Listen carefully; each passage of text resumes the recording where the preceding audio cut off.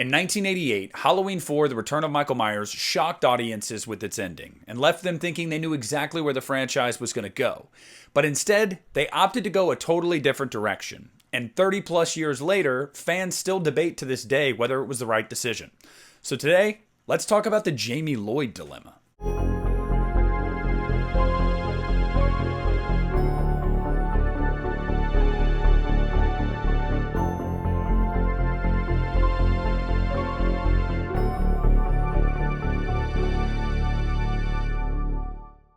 Hey, what's up everybody? It's Nick here, and today I want to talk to you guys about what I call the Jamie Lloyd dilemma. Now, you maybe never worded it that way, but we've all thought about this dilemma, and we've asked ourselves what direction we'd rather her character have gone in.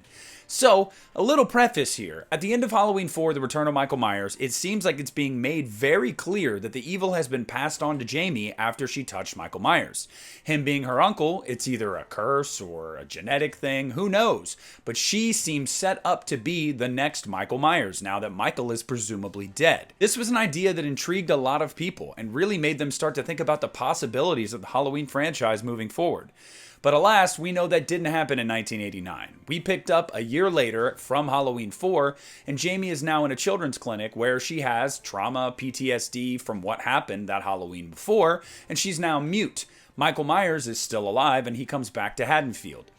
Even at the time, I believe this was a point of contention. I think a lot of people actually thought they wanted to see Jamie Lloyd become the next Michael Myers, for a multitude of reasons, if none more than just that's how the movie ended, so they thought that's how it was going to go. I've always preferred the direction they ended up going. I felt like it made the most sense and it was the most easily palatable for general audiences.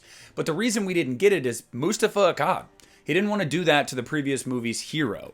He also didn't think that that would be something you could sell moving forward in the franchise. Michael Myers was the series, and Mustafa had that right from the very beginning. If you don't have him, do you really have a film franchise? That was his belief. He also just didn't know if it was going to be marketable. He didn't know if that was something that people would actually turn out for. And it was just a little mean-spirited to do that to a little kid. You know, a lot of reasons went into why they didn't go that route. Dominique Othenin-Girard was also very keen on the idea of picking up with Jamie damaged from what she did before. And rather than saying that she is a full-blown killer like Michael Myers is, they delve more into the fact that they have this shared psychosis almost. Because of their lineage and their link to each other, it's like they can live vicariously through one another. She can see his movement, she can feel his pain, and presumably vice versa. That's kind of their explanation for the ending of Halloween 4. Whether it was Michael willing Jamie to do it through her, manifesting himself, whatever it is, they kind of played up that rather than her just full-blown getting this like evil contagion. Now later in the series, we would see this play out with Halloween Ends, and in my opinion, to great effect. But I always feel like it's interesting to mention that because Halloween Ends was a very contentious movie for a lot of people, for a number of reasons, and none the least of which being the Corey Cunningham character, the passage of evil and basically making Michael Myers take a back seat.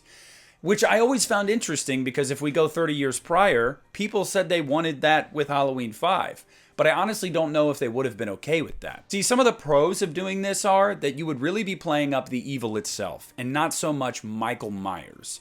That was kind of always John Carpenter's intention from the beginning. Michael Myers was a vessel for this evil. Was he supernatural? Was he human? Who really knows? We're not really going to say. So the ambiguity there was always something that was really ever present and interesting throughout this series, at least in its infancy. And Halloween 5 going that direction with Jamie Lloyd would have only further proved that, would have put that focus and that emphasis on the evil itself and not necessarily the character of Michael Myers. Another pro of it would be you would have had Danielle Harris being the killer. What I mean by that being a pro is very simple. Danielle Harris was a phenomenal kid actress, and she is a great actress still to this day. She turned in great performances in Halloween 4 and 5. I would have trusted her to be able to play this evil killer. Like, I don't know. It could have been really interesting. But no matter what, no matter how the story came out and the finished product was, I think Danielle would have delivered a really good performance. But on the other hand, the cons of it are, one, you're being mean to your heroine from the last movie. And that heroine happens to be a child. It is mean-spirited. Now, we could say that we would like the mean-spirited nature, and maybe we like that in some of our horror movies. Look no further than Terrifier 3. But I guess at the time, and even now to this day, I just don't think it would have sat well with me with Jamie. You know, you really get attached to her. You view her as Laurie's daughter. You can't help but view her as Laurie's daughter because canonically she is. And that would have just been really hard to swallow for me. Another con about it would have been, again, no Michael Myers. While a pro being you're playing up the evil, the con is a movie after bringing Michael Myers back when people revolted after Halloween 3 Season of the Witch, you'd be doing the same thing again. You'd be excising Michael Myers from the Halloween franchise after earning the goodwill of audiences again by bringing him back in the first place. And I just think it would have rubbed a lot of people the wrong way. And I can't say I necessarily blame them if they had been rubbed the wrong way by that. So I don't think it would have been the right way to go. We've talked throughout the years, and where Jamie Lloyd ended up going in Halloween: The Curse of Michael Myers, I think we were upset with that, but I don't think that's Five's fault. See, Five gave us our heroine front and center again, and it made sure to really pay attention to what had happened at the end of that movie. She was clearly damaged by it and deeply affected by it, and it changed her life. And we pick up with her after that, and we see her trying to pick the pieces back up again, only for it to all come crashing down, yet again, just a year later. That is, again, still mean-spirited for your heroine, but that's kind of how you want to see your heroine. Put in a bad situation and asked to, dig their way out of it. And that's what we got with Jamie. Her demise ultimately in Halloween: The Curse of Michael Myers wasn't because of Halloween 5. That was just because they really didn't have use for her once they got to that movie. And that was largely due to a script that treated her as a bit character. Let's just be honest. And at that point, she was far more than a bit character. So we can all agree we didn't like where her story ended with Curse, and we felt like it was kind of unceremonious.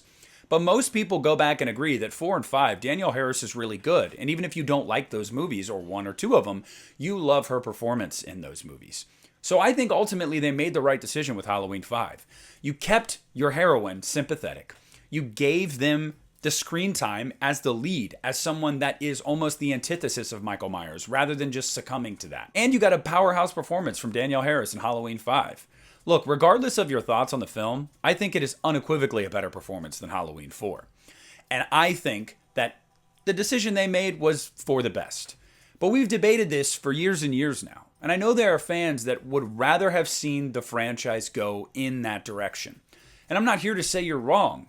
I listed some pros, I listed some cons, and I list where I would end up on this. But honestly, this is about you guys. I want to hear your feedback. And again, I have to mention the caveat of her finality, her demise in Halloween: The Curse of Michael Myers aside. We have to take that out of our minds because that movie in and of itself, what they do to that character is solely their responsibility. It's on them. It was their decision. 4 and 5 really didn't have anything to do with that aside from the fact that they introduced us to this character that just happened to be Michael's niece. That's pretty much it.